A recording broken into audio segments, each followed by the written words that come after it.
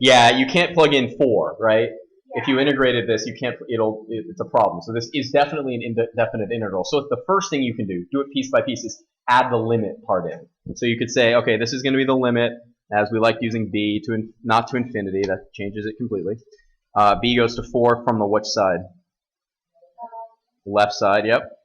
Of the integral of 0 to b of dx over 16 minus x squared dx. Right? Okay, that we took care of the first problem. The second problem is now just knowing how to do that integral, right? We've done this before. I think we've done this exact one before. What do you see when you look at that one? What do you see? You guys really freaking like parts. Stop it. No, not parts. Nope, not parts. You guessed once, and you just said the answer anyway, but at the same time, say what you're going to say.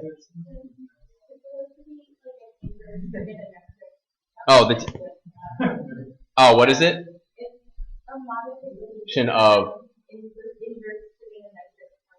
It's a modification of the derivative of an inverse trig function, right? So when you see this, you should say trig. When you see square roots like that, you're like, well, okay. We don't like the number 16 though, right? We don't really like the number 16. It's okay. It's okay. So don't trash 16. Okay. So there's two different ways to do this. We could either pull out the 16 first, or we could substitute right now. Which path do you want to take? You want to pull out the 16? Okay, so if we pull out the 16, we end up with 1/4 the limit as b goes to 4 from the left of the integral of 0 to b dx over the square root of 1 minus x over 4 squared. Wow, it's amazing. We pulled it out because when you factor, basically you're factoring out the 16, quote-unquote factoring it out, but when it crosses that square root sign, what does it become? A 4, but it's down in the denominator, so it becomes a 1/4, right? How did we catch pull a 16? No, because you have to pull a 16 out of this as well, right? But I did by making x over 4 squared. I did that so that I can see the next thing. Why did I make it x over 4 squared? Because now what can we do? Now we can do u substitution or w depending on what letter you want to use. So if we say u, let's let u equal to what? X over 4. Can we do that? Is that okay? So we know that what does du equal? 1 over 4 dx. So what does dx equal? 4 du. So now you do the substitution. You do this substitution. Are we okay so far? So we have 1/4 the limit as b goes to 4 from the left, and instead of dx, what do I write? 4 du over the square root of 1 minus what? U squared. What did I not write in? The limits of integration. Now, why didn't I write the limits of integration in? It changes. It's really important that you remember this. It's really easy to lose sight of the relatively to what we're doing, smaller things. What does the lower limit stay? It stays 0 because these are x values, right? You plug in x equals 0 over here, and what do you get for a u value? 0. So you get 0, and what does the top become? You can just say b over 4. Just make sure you keep track of that, okay? Make sure you keep track of that. What cancels nicely now? Yay, it goes away, right? Because you can factor the 4. Why can you factor the 4 out? Why are you allowed to do that? It's a constant, the integral and the limit, that it doesn't affect. So you have the limit as b goes to 4 from the left of the integral of 0 to b over 4 du over the square root of 1 minus u squared. Do you recognize that yet? Can you give me a full sentence? Anybody? I see the derivative of arc sine, right? Derivative of arc sine. So we're going to end up with the limit as b goes to 4 from the left, and we can eliminate that integral and turn it into what? Sine inverse of what? Of u. And what are we going from? 0 to what? B over what? B over 4. We good so far? Okay, that's nice. So what is this going to be? It's going to be sine inverse of b over 4 minus sine inverse of what? 0, and it's the limit as what? The limit as what? B goes to 4 from the left. So this is going to get really, really close to sine, sorry, excuse me. This is, can you plug in, can you go actually to 4 this time? Sine inverse of what? 1 minus sine inverse of 0. The sine of what is 0? Correct? I think I'll pause and can be like, I doubt my humanity. What? There are a bunch of values. So my question is the answer to this sine inverse of 1? What the sine of what is 1? Do we know? Is that a nice value? So yeah, you are right. Sine inverse of 0 could be what?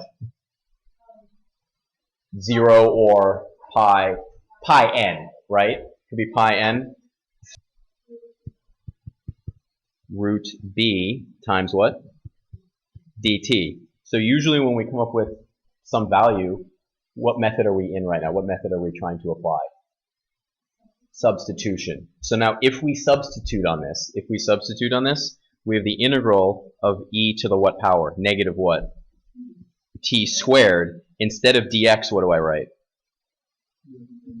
Root b dt. What about the limits of integration? Remember, these are x values, right? So when you plug in x, if you plug in infinity into there and you're dealing with a and b being constants, what can you keep what can you keep the limits of integration as? Negative infinity to what? Infinity. Because if you have something that's arbitrarily large and you subtract a finite number from it, you still have something that's infinitely large. If you have something that's infinitely large and you arbitrarily large and you divide it by a constant, you still have something that's arbitrarily large. Infinity. Do we know? Can we factor something out of that integral? What can we factor out?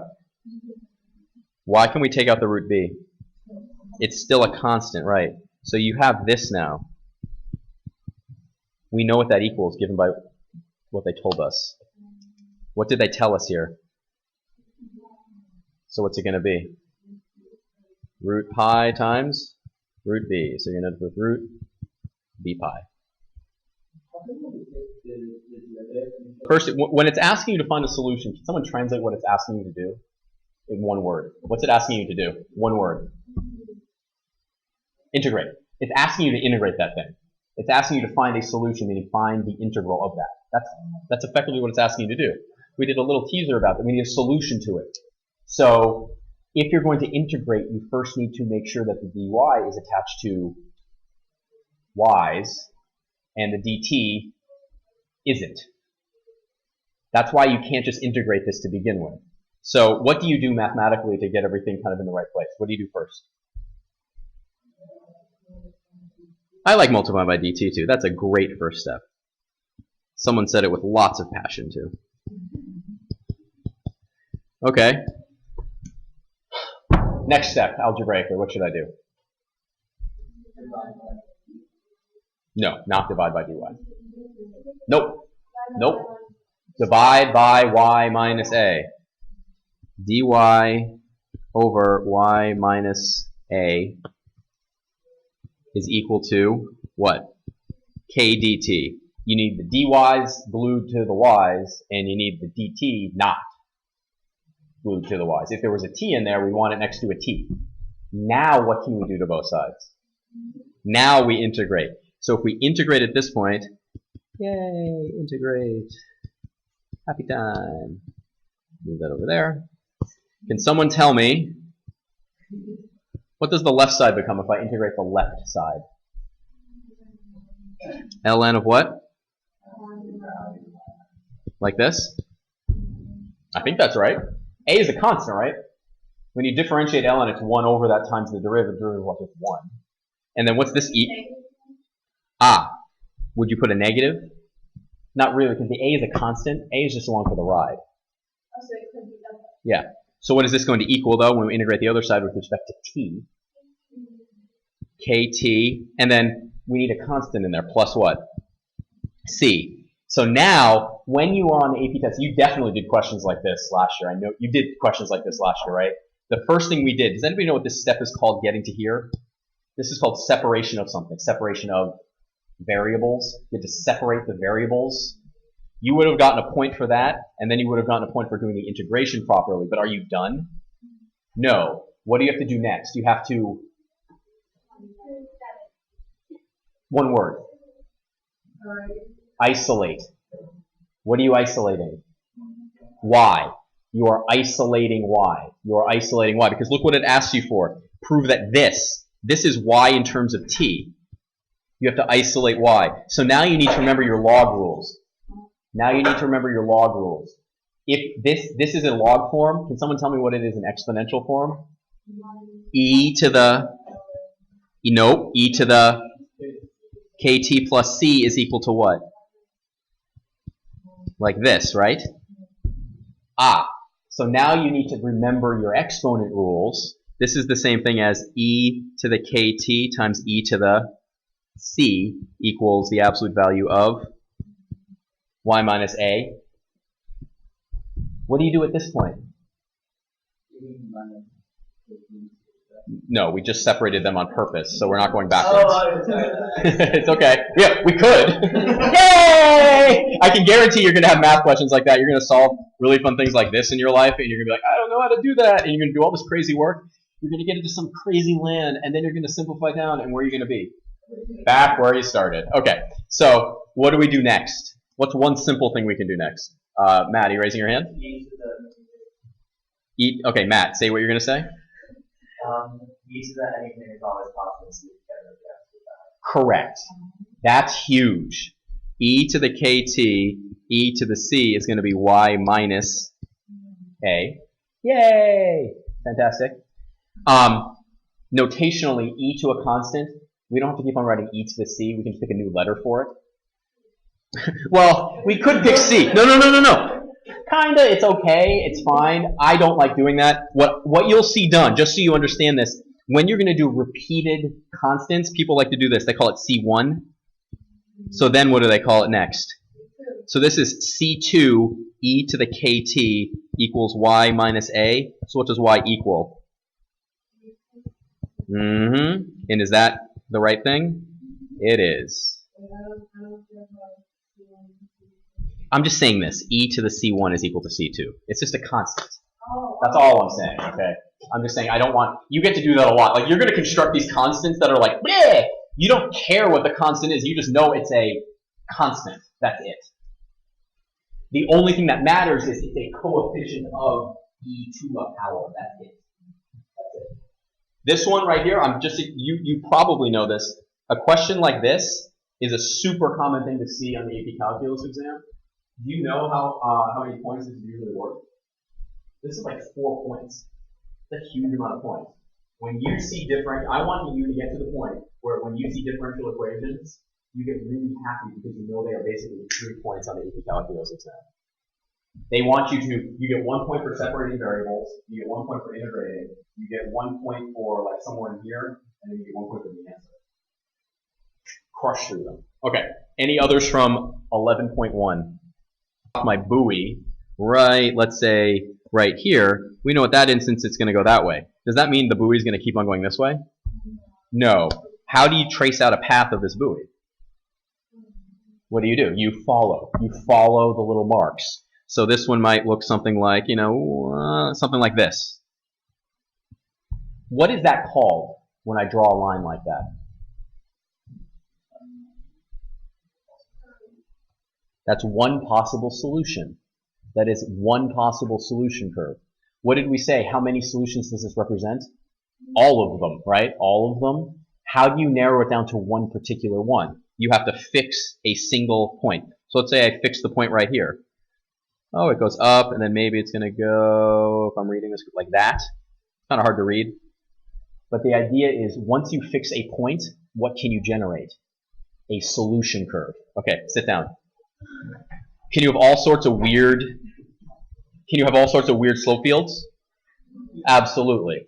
Absolutely. So I could ask you, like, if I fix the point right here, what's this one going to look like? Kind of looks like there's an asymptote. It's going to go up and down, maybe like that. Maybe there's some symmetry I'm missing right there. But the idea is you do a rough sketch based on continually evaluating the direction you're going in based on the little marks that represent the dy dx at each individual instant.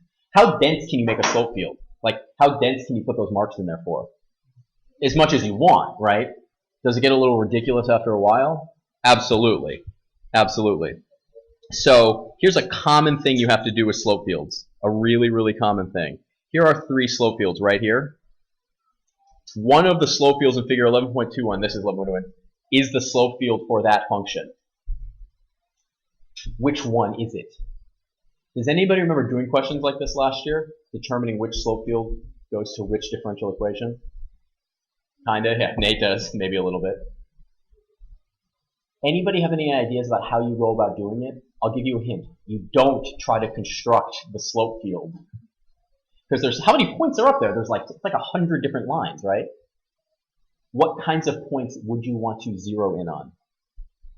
You could get an AP question like this. And when they do that, they don't have you do a ton of lattice points. They at most will usually give you like 16 of them. So sometimes you'll get a blank diagram that'll look like this. Yeah. Draw a little segment that correlates to the slope at that point, the dy dx. So at 0, 0, what's it going to be? 0. What about at 1, 1? It's going to be like pretty steep. What about at 3, 3? Or sorry, at 2, 2. Be really steep, right? Now here's the thing. You're doing this on your test, AP test. How do they go about grading things like this? Like, it's going to be steep, really steep, super steep, crazy steep, right? No. That's why they never give you one that's arbitrary like this. They're usually, when they grade this, they look for all the things that need to be 0, all the things that need to be positive, and all the things that need to be negative. There's usually like 3 categories like that. So you don't have to obsess like making your own like custom protractor and like, which one has a slope of 4? No, you don't have to worry about that. It's the general structure. The general structure. But one thing you know here, if y is, if you keep, for example, if y is 0, so you can just, you know, this one's 1 and then this one's going to be 2, right? So do you feel confident that you could fill in the rest of that if you wanted to? Look for symmetry. Look for things that stay the same. Do the easy ones and fill them in carefully. When you see a differential equation, you should say easy points, but the only real way to lose points on a differential equation question is to make some small mistake. Because it comes down to like, can you add 1 and 2 together? Can you add 2 and 2 together? And make sure it goes positive and not negative. That's all you're being graded on. You're not being graded on the minutia of the angle measure. So we have a differential. It says the rate of change with respect to dy dx is equal to y. Whatever the y value is, that's what dy dx is. We're going to start at a point. That's the equivalent of dropping the buoy. So we have the slope field on the floor in front of us. We're dropping the buoy at 0, 1. Delta x means that's how long we're going to travel after we calculate the rate of change at that point. That's how long horizontally we're going to travel. So what we're going to do is we're going to fill in this chart right here. We're going to fill in this chart. So point 1, I told you what it is. When x equals 0, what's y going to be? 1. Nice. Exactly. What is delta y at that point? 1. Delta y is equal to 1. Excuse me. Sorry. The slope at that point is 1. Right? The slope at that point, because this means the slope at that point is going to be 1. Delta y is, if we go delta x this way and delta y that way, the slope, just draw a triangle here, everybody. If this is delta x and this is delta y, and we know that the slope is equal to delta y over delta x, what does delta y equal? Slope times what? Delta x. So that's what this says here. This tells us the slope. The slope is 1 because the y value is 1. But if we want delta y, how do we figure out what delta y is? What's in right there? What's delta x equal to? So how do we calculate delta y? We multiply by what? 0.1. And what do we end up with? 0.1. So we know at the point 0, 1, it goes over 0.1, and it goes up how much? 0.1. Exactly. Are you with me so far, everybody? So what's our new y value? We were at a y value of 1, but we've gone up 0.1. So what's our new y value? 1.1. So now, the straight lines are not the best right now. Our new y value is 1.1. So what's our new slope? Our new slope is 1.1, right? Because we've been told right here that the slope is y. Has delta x changed? No, I said every step. Generally speaking, the step is always going to stay the same. So that's going to be times what? So that's equal to what? 0.11. So what's our new y value going to be? 1 point what? 1.21, right, exactly. So let's do this one more time. We're only going to do it one more time because that's only how far the AP test would have you go. So we're at 1.21. So that's our new slope. What do we multiply by? 0.1. And we end up with what? 121, right? So what are we at now? 1.331, right? So what we found is that we have a point, we have another point, we have another point. Can we keep on arbitrarily doing this as long as we want to? So what are we going to get? We're going to get the path of the boat in this ocean, starting at the point 0, 1. This path that it traces out is going to estimate the actual solution curve. Is this a very complicated differential equation right here? No. So let's see what we know about it, shall we? We know this one tells us that dy dx is equal to y, right? If we wanted to find out what a solution curve was, or the solution curve is, what do we need to do first? Separate the variable. What do we need to do first? Separate the variables. So we have dy over y is equal to what? Dx. And now what can we do? I'm being as clear as I can on this because here's one thing that they actually write down in the answer key for AP questions. If you don't separate variables, guess what happens to all of your points on this question? 0. If you don't separate points, you effectively have a 0 out of 4 points. Is that a lot of points on the AP exam? Yeah. So you need to remember to separate. Oh, let's integrate. So what do we get? Y equals, not e, sorry, x plus what? Let's say C1. So e to the what? Equals the absolute value of y, right? So you have maybe C2 e to the x is equal to y. Nice. Ah, do we have a starting point? What was our starting point? It was 0, 1, right? Was our starting point? So if we know there's a starting point, what can that allow us to find now? C. So you know C2 e to the 0 equals 1. So what does C2 equal? 1. So we know our curve is y equals e to the what? X. Oh, cool. So let's take a look at our function here. So what did I put over here for our true value? Oh, the true value of the function itself. So how do we go about finding out the true value of the function itself? Yeah, so this true, we know the first one is still 1, right? Because we started at that one, right? So if we wanted to find this true value, what do I plug in? I do e to the what? Now where's e? There it is. E to the what? 0.1, like that. What did I get there? Okay, so then I ended up with, this is totally not going to fit in there. Yeah. Oh, look. So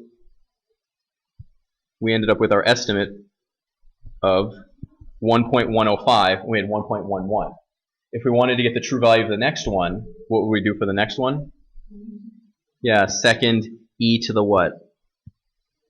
0.2. What do you think of our estimates so far? Why what? Ah, so we'll get to that in 1 second, okay? We'll get to that in 1 second. So this is not that far off, right? And then when we have a 1.21, we have 1.22.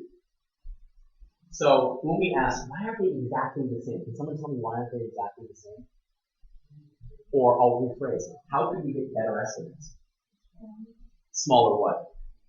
Delta x. Oh. We picked delta x being 0.1. All numbers are relative in terms of size, right? 0.1 seems like a small amount, right? But the thing is, how does that compare to 1 billion? Exactly. A function changes every possible instant, right? When you write the solution, or e to the x is always moving, right? This isn't. when you graph this, what does it look like when you graph this? What you're getting is, when we graph y equals, and I think I'm in function mode, I am, second e to the x. Let's do this zoom, I don't know, standard, sure. Hey, there's our really nice, familiar y equals e to the x. Very nice. The points that we're doing, where did we start when we started graphing these? We started at 0, 1, right?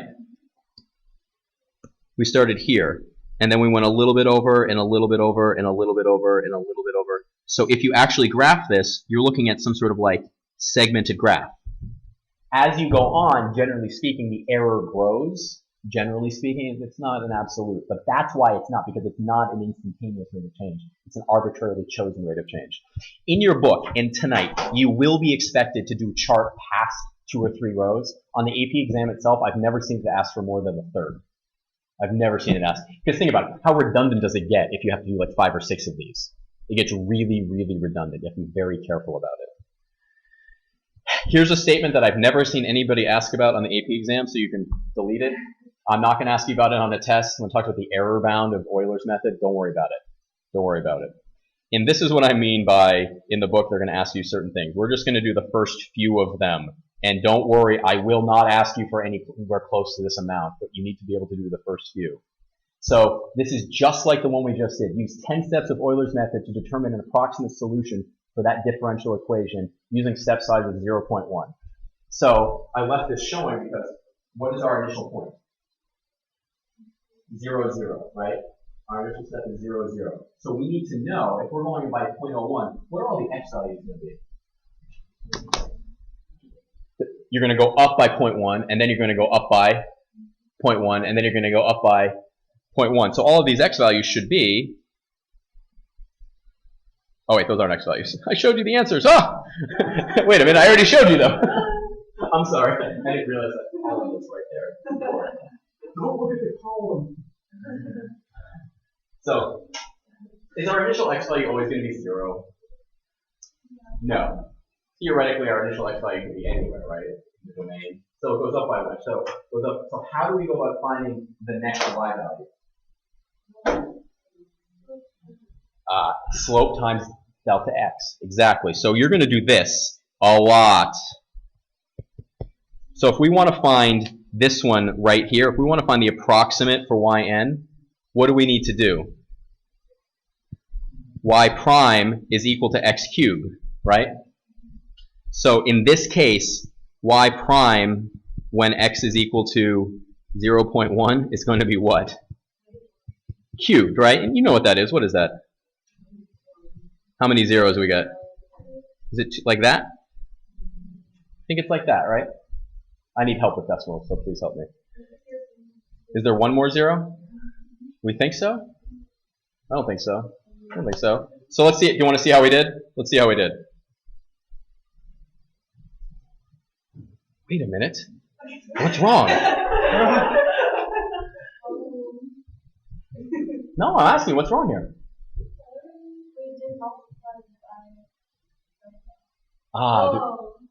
We need to multiply by delta x? Maybe I copied down the wrong chart here. I hope I didn't copy the wrong chart here. I thought I copied the right chart here. Did I copy the right chart? Hold on a sec. That one doesn't, hold on a sec. This is, no, I think I just copied the wrong chart down, everybody, because that doesn't make any sense, does it? Hold on.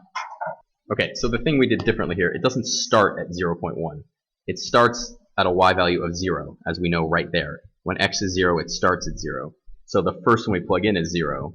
So that's going to be 0 cubed is 0. You multiply that times delta x, but 0 times delta x is still going to be 0, so you're still at 0. Our next point when we need for x equals 0.1, it's exactly what we did, which should make sense. That we then, for our next one, we do y prime when x is equal to our next one, 0.1, which is going to be 0.1 cubed, which is 0.001, you multiply that times 0.1. So this is the slope right here, and you multiply it by 0.1, and you end up with 0.0001. That should be our next. Oh, look, there it is.